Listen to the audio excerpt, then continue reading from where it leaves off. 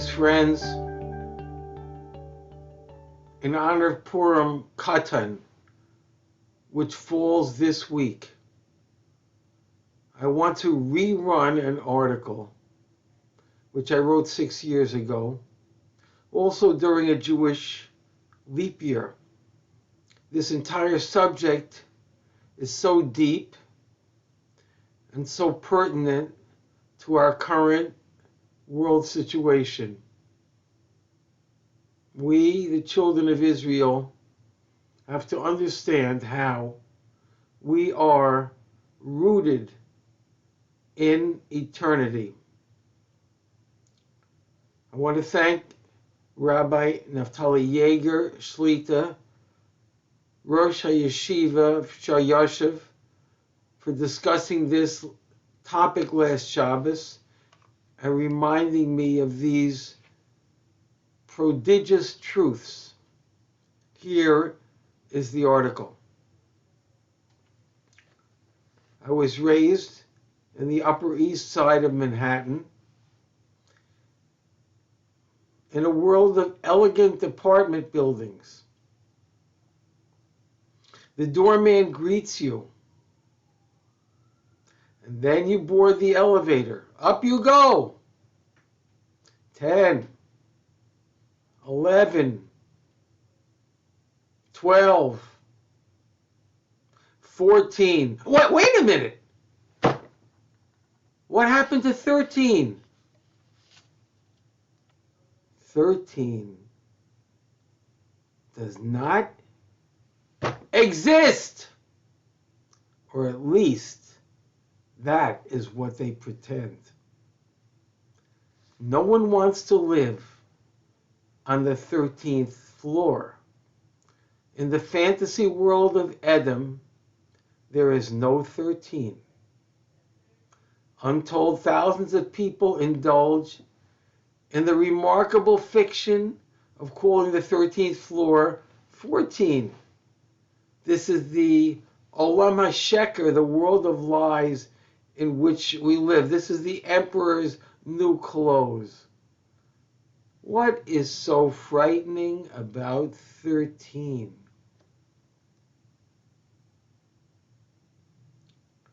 This is so deep, my friends.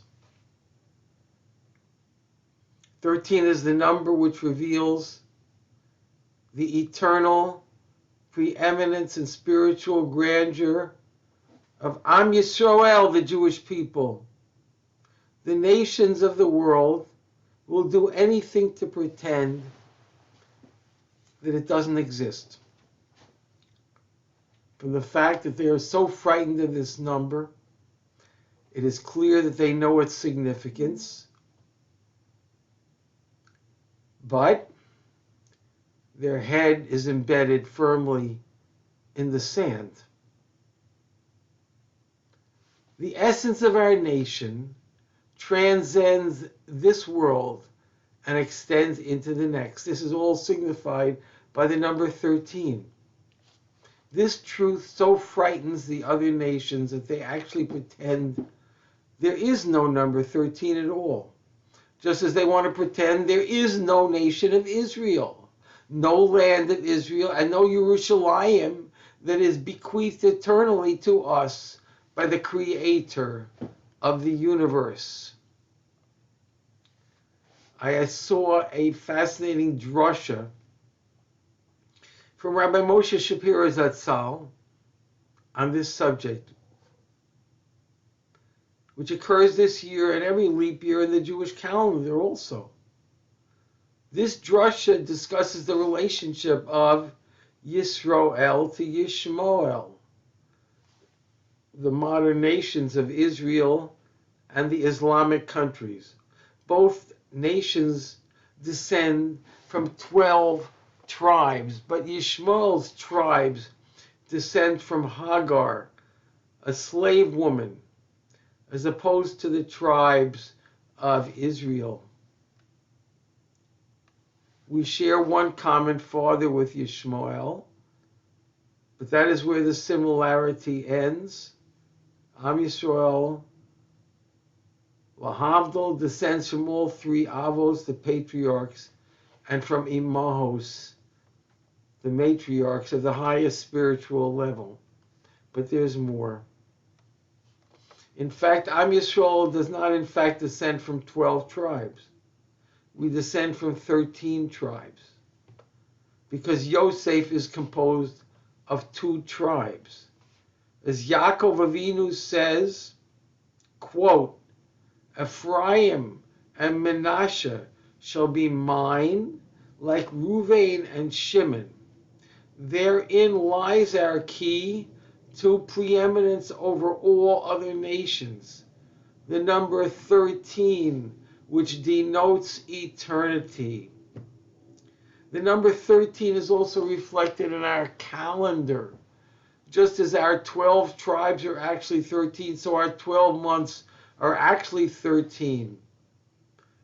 And in this leap year, we are currently about to enter the 13th month. What is the significance of the number 13? Rabbi Shapiro refers to Sefer Yetzirah, which mentions the 12 borders of a cube. The physical world resembles a cube. It has 6 directions: east, west, north, south, up and down. Like the way we wave a lulav, an esrog during Sukkot. A cube has 6 sides, which means it has 12 edges where the sides meet. These correspond with the 12 tribes and the 12 months. The cube corresponds with the life of the other nations. They are bounded by the physical world in which they are trapped. There is an expression, think outside the box. This means to be open to concepts outside the usual parameters. Concepts previously assumed to be beyond what others may think possible. Am Yisrael, the Jewish people, was lived outside the box. We have attached ourselves to the Ribono Shel Olam, Hashem. Our entire existence transcends the limits of time and space. Our existence today, as a nation that lives by Torah, even as a nation which exists at all, is literally miraculous and points to the existence of the Creator, who is by definition outside the limits of space and time. Our very existence transcends what is considered possible. And it is clear that we exist only by virtue of the special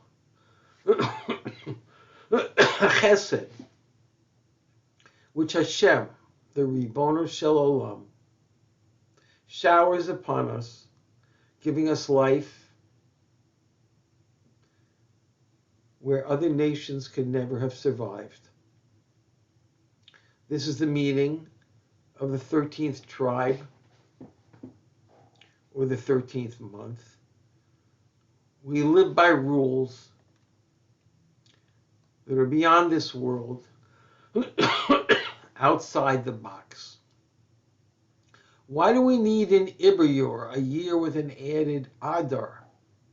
We add an extra month of Adar 7 times in every 19-year cycle because the solar year is longer than the lunar year, and we need to adjust the calendar periodically in order to keep Pesach, Passover, in the month of spring. The added month of Adar base serves to correct the discrepancy between the lunar and the solar cycles.